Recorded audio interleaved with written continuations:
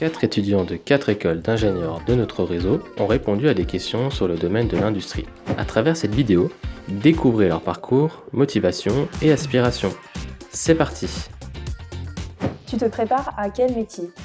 Donc moi je me prépare à devenir ingénieur en automatique et en système embarqué, et donc ça me permettra de travailler dans beaucoup de domaines de l'industrie comme l'automobile par exemple ou l'aéronautique. Tous les métiers de l'amélioration continue, donc c'est vraiment le travail sur les processus pour essayer de mieux travailler tous ensemble avec les ressources disponibles dans l'entreprise. Je souhaiterais être ingénieur dans le domaine de la sextech. C'est tout ce qui va regrouper la santé, la sexualité et les technologies. Bon, ça c'est une bonne question. Actuellement, je me prépare à être plutôt orienté chef de projet en industrie. Qu'est-ce qui t'a attiré dans l'industrie au départ? C'est surtout un milieu qui est en constante évolution, qui est hyper dynamique, dans lequel on ne s'ennuie jamais, où il faut toujours s'adapter, et c'est ça que j'aime. Tout ce qui va être les lignes de production, savoir comment c'est monté, comment c'est automatisé, c'est vraiment ce qui m'a intéressée. Si ton futur métier dans l'industrie était un film, ce serait lequel? Sans hésitation, Her, parce que c'est un mélange de tout ce qui va être intelligence artificielle et santé. Le protagoniste tombe amoureux justement de l'intelligence artificielle et c'est vraiment un très beau mélange que j'aime beaucoup. So before we address your organizational methods, I'd like to sort through your contacts. Oh, you have a lot of contacts. I'm very popular. Really? Does this mean you actually have friends? Je pense que ce serait Inception parce que l'amélioration continue, c'est un monde qui est très complexe dans lequel il faut réussir à allier plusieurs réalités pour construire quelque chose qui fonctionne tous ensemble.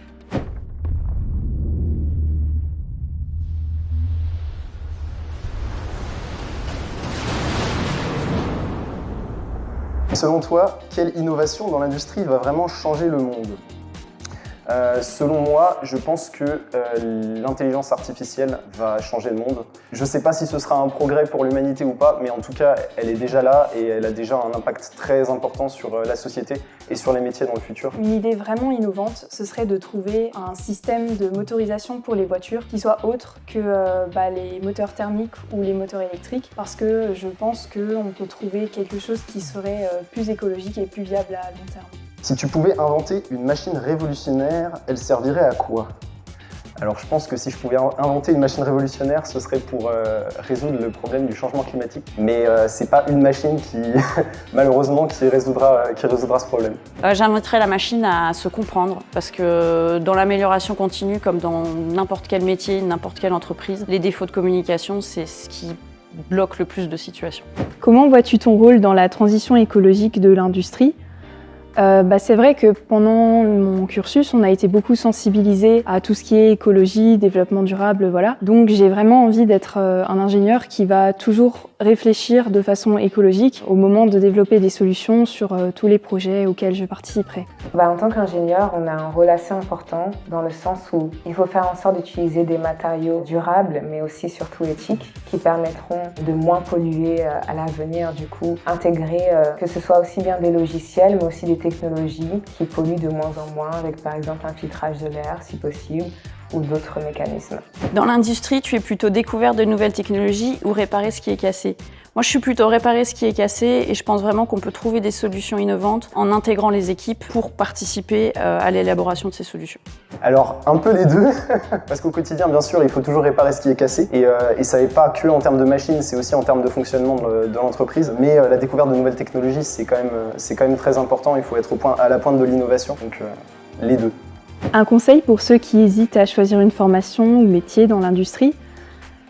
Moi j'ai envie de vous dire, n'hésitez pas, lancez-vous. Vous allez rencontrer des personnes superbes et travailler sur des projets vraiment intéressants.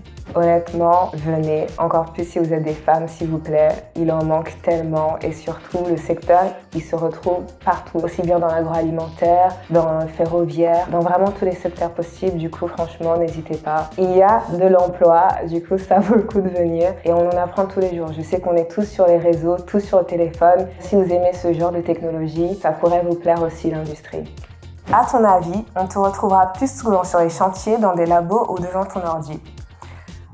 Pour le moment, je dirais devant l'ordi quand même, mais ce sera toujours en lien, bien évidemment, avec les autres acteurs. Du coup, je serai partout à la fois. Je déteste rester assise derrière un bureau, du coup, je serai partout.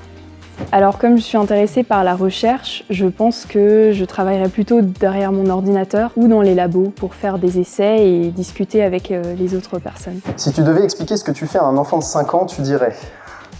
Alors, celle-là, elle n'est pas de moi, mais je dirais que l'ingénieur, c'est un peu un enquêteur qui va chercher des indices sur une scène de crime, qui a un certain nombre d'outils à sa disposition. C'est mon travail au quotidien.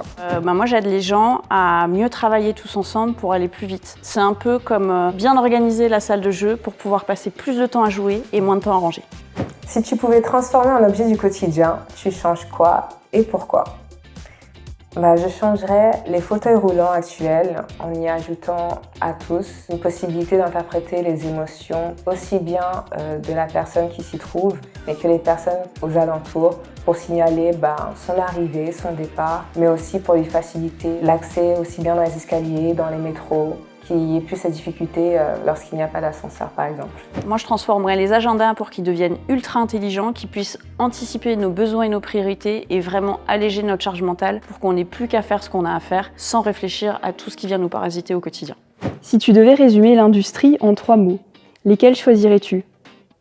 Alors pour résumer l'industrie, je dirais la convivialité, le spectre très large et l'inspiration, parce qu'il faut en avoir et en même temps c'est inspirant. Alors je dirais technologie, évolution et indispensable, parce qu'elle est partout dans notre quotidien.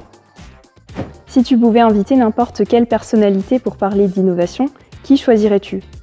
Je dirais Thomas Pesquet parce que c'est quelqu'un qui a fait des études dans l'aéronautique aérospatiale, donc c'est un domaine aussi qui m'intéresse. Et en plus, il est quand même un des Européens les plus connus, on va dire actuellement, dans l'aérospatiale. Pour moi, c'est facile, ce serait Jean-Marc Jancovici, parce que c'est un vulgarisateur très connu sur les thèmes du réchauffement climatique. Il a une approche très concrète des problématiques et des éventuelles solutions en termes d'innovation qui pourraient aider à résoudre cette grande question. Raconte-nous la plus belle anecdote de tes études.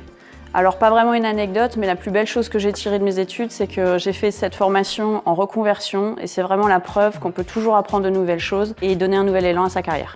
Comment penses-tu que les entreprises vont passer du 4.0 au 5.0 ?